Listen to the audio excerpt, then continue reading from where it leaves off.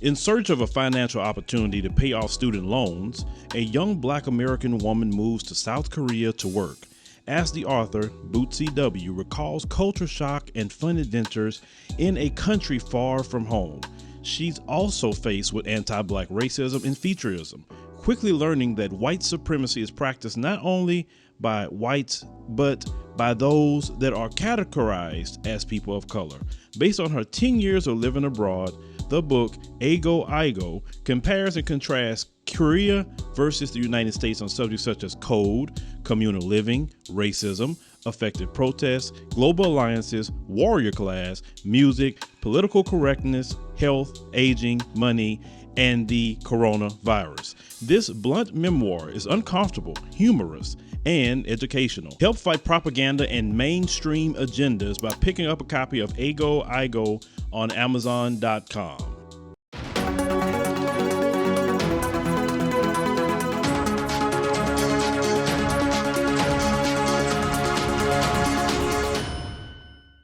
Hello fam, welcome back to the African Diaspora News channel. I am Wongel Zelalem bringing you the story. Today's story comes from Gambia.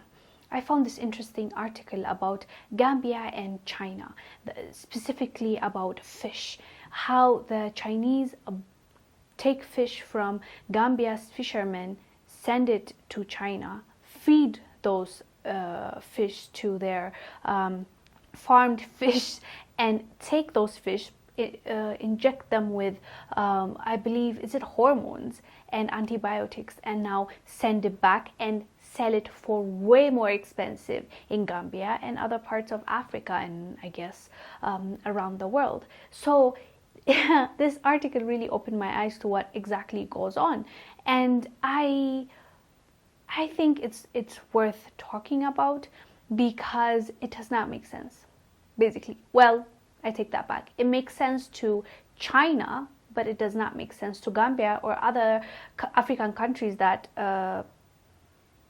are dealing with China when it comes to this, for example, specific topic, fish. How they are taking Gambia's fish. That means, you know, the more you take fish, the more they're becoming extinct, at least in that area, right? So the more Gambia is losing out on fish, right? Those, however amount of fish will go to China. They feed their own fish. They farm fish. So they take that fish, bring it back, not even just the way it is, injected with hormones and, you know, antibiotics, so it's not organic anymore. It's not in its natural state anymore, and then send it back and sell it for probably 3, 4, 5 times, and the Gambians will buy it and consume it, and the money now goes back to China. So it's like all I see is win, win, win, win for China. And all I'm seeing is lose for Gambia. When it comes to the environment, they're losing out. When it comes to their fish, they're losing. When it comes to money, they're losing out. So I'm like, oh, wow, like, this is insane. When they make these deals, I'm just, you know, at the end of the day, I'm not an economist. That's not my profession, right? I'm not in government. So my thing is, when they're making those deals, do you think the Chinese, like in the translation, they fool them? Like the contracts, you know, you see how in English they write like it's a win-win kind of situation, profit sharing and all that, the benefit that the Gambia is getting, and then in Mandarin it's a different thing that they write. Because don't you wonder how in the world would a government allow this to happen, you know, if you're not fooled or if you didn't quite understand what it would mean for your people? Because like you might think, that can't be it, but it has happened before. If you remember, in Ethiopia, when Italy wanted to colonize Ethiopia, what they did was, in the Italian translation, it was saying how Ethiopia will have to answer to Italy and Ethiopia is under Italy and everything. But when it's translated, the one that they give to the king and queen, Menelik II, King Menelik and his wife Aitu, what is said was, we're like, it's a relationship, you know, it's a give and take, it's, you know, beneficial, mutual benefit for both of us. So that's how they tried to trick them into becoming colonies. But thankfully they caught on to it. They said no, they went to war, and you know the rest, like Ethiopia won against Italy. So I'm wondering that, like, when they're giving out this contracts, because not everybody knows Mandarin, right? Like, if you're on this side, yes, you need to have somebody, a translator, an advisor, a consultant, and all that. But some things you might not know exactly what is being said, right? So I'm trying to give them the benefit of the doubt, because I can't imagine having this kind of deal where it is affecting the people. Because just recently now, in that same, you know, river, they found fish floating like dead, and they didn't understand, and they took the water and did some analysis, and they found out that it's because of the way they're taking out their fish. Like, it's not balanced, you know, so they're affecting their environment. Like, they're losing out fish. Even the fishermen there now, in the future, what will they do? That's how they get their income. So the local people are losing more than they're gaining.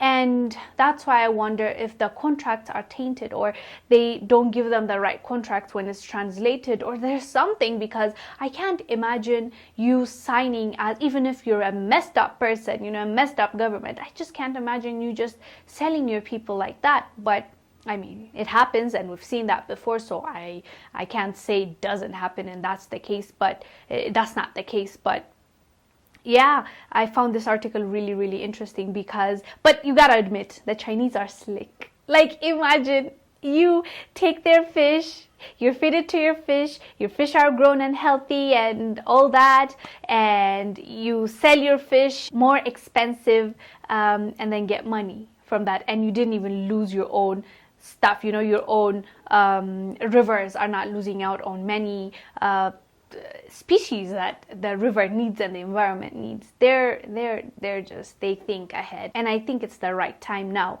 to start thinking the way they think and the way they move, so that we can improve the lives of our people instead of just selling the future of our kids and grandkids. That's all I have to say about this. Anyways, guys, do let us know down below what your thoughts are about this fish farming situation between China and Gambia, which I'm sure there's many more countries that they're doing this with. But let us know down below what your thoughts are. I am Wongel Zelalem, bringing you the story. I will see you on the next one. Bye.